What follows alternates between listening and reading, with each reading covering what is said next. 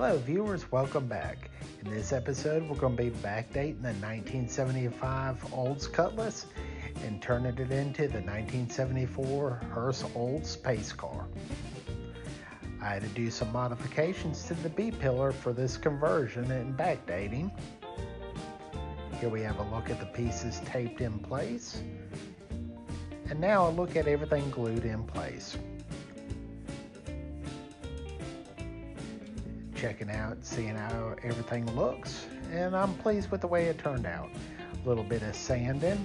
Doesn't have to be perfect, at least not for me, because most of this area is going to be covered with the roof stripe and the Hurst Olds B-pillar emblems. So,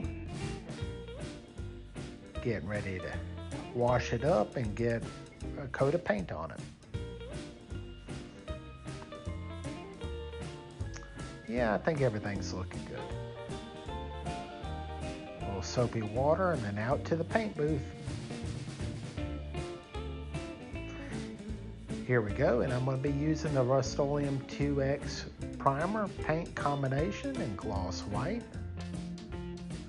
I think it'll be a great contrast between the gold stripes and the red and black and white Hurst Olds emblems.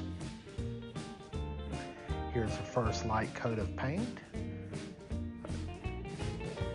And I forgot to get the finish coat of paint, but here I'm working on the roof stripe and the Hurst Olds decals.